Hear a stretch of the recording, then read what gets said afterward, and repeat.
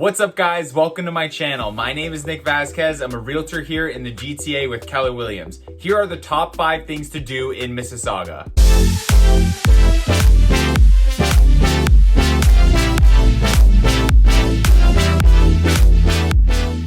On this channel, we're focusing on bringing you valuable, informative, and entertaining content on what it's like to live, eat, sleep, work, and play in Mississauga. If that's something you're interested in, please like the video, hit that subscribe button, and if you're feeling a little bit extra generous, just tap that little notification bell. If you are thinking about buying or selling, we have 2 free guides to set you up for success. One is for buyers, one is for sellers. If you're interested in that, just drop a comment below and I'll send that to you. In this video, we'll be going over the top 5 things to do in Mississauga in 2021. I try to include things on the list that are currently open. Some of them might not be, so just kind of keep that in mind. Let's get started. First up on the list is to explore the nature within the city of Mississauga. I'm going to start the video with this point because this is personally one of my favorite things to do. As I've talked about in previous videos, there's over 480 parks within the city of Mississauga. So there's so many places that you can go to get your dose of nature. The Credit River runs through the whole city and there's tons of walking trails everywhere where you can walk along the river and just enjoy your time in the forest. You can also actually kayak down the river, which I've never done, but I would love to do in the future. That aside, I wanted to talk about 2 specific places you can go that are pretty awesome if you want to get out into nature. The Riverwood Conservatory is a beautiful place in the heart of Mississauga. It's got over 150 acres of land and you can go explore the beautiful gardens there and go on some of the hiking trails. They have a lot of events where they educate you on nature and conservation. You could do guided hikes on the trails or you can go hike on your own and it's all completely free. They also have guided meditations and yoga classes in nature, but you do have to pay for those ones. The other place you need to check out is the Rattray Marsh Conservation Area. It's a beautiful conservation area right by the lake where they have a lot of hiking trails and you can see some beautiful views.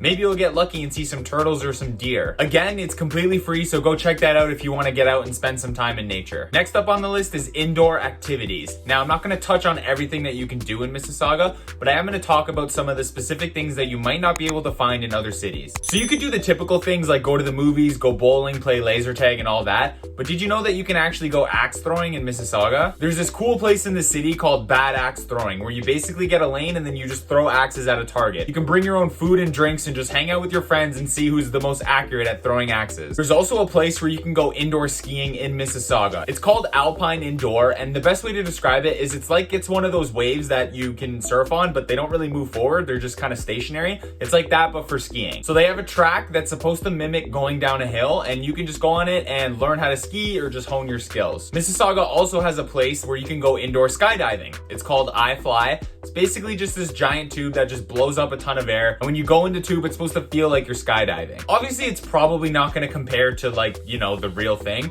but if you want to try it out, it is a cool thing to do if you're not really into actually jumping out of planes. Some notable mentions are Palladium and the Rec Room, which are just massive arcades in the city center where you can play some games and win some prizes. There's also the Art Gallery of Mississauga, which has free admission, so you can go in there and check out some of the art if you're into that. Number 3 on the list is shopping. If you want to pamper yourself, then you can head over to Square One, the biggest shopping mall in Ontario, with over 330 stores for your every need. The stores in the mall range from high-end to budget-friendly, and the food options are better than your typical mall fare with lots of multicultural restaurants to choose from. There's also Heartland Town Centre, which is one of the biggest outdoor shopping centers in Canada with over 180 stores. So they have big box stores, they have outlet stores, they have a ton of restaurants. There's just a lot of variety for everyone. Next up, we got Celebration Square. Celebration Square is located in the city center by Square One, and there's always tons of activities and events going on there. In the summer, there's a splash pad where you could take the kids. In the winter, they have an outdoor skating rink where you could take your date, and they always have events throughout the year. There's outdoor concerts, they've done yoga events in the past, they've done movie viewings at night in the summer. There's a wide variety of things that they do and tons of events all the time, so just check their website and see if anything interests you. Last thing to do in Mississauga is go to the beach. Okay, I know, when you think Mississauga, you're probably not thinking beach.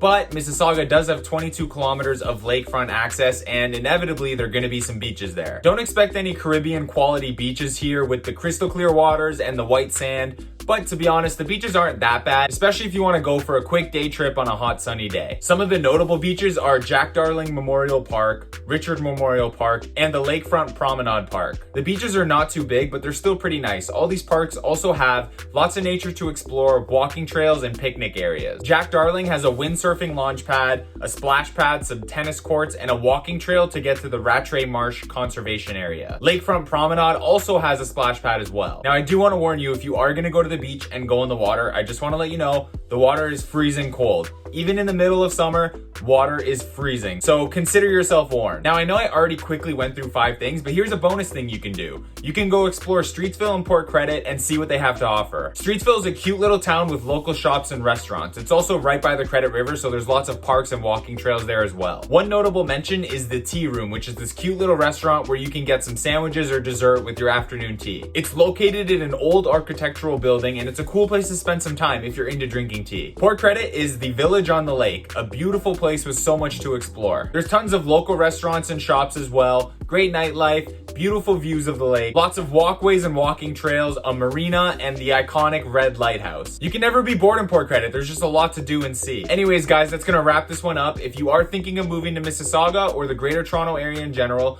please feel free to reach out to me. You can call me, text me, email me, DM me. Doesn't really matter. I'm everywhere and I'm here to help. If you want to start looking at houses, if you want to talk about your plans or your goals, just reach out to me and we can start having those conversations. Thank you so much for watching the video. I appreciate each and every one of you. If you like the video, please hit the like button. We've got some great videos coming out, so please stay tuned. If you want to see those next videos, please consider hitting that subscribe button and tapping that little thing. Until next time, enjoy yourself and have a great week.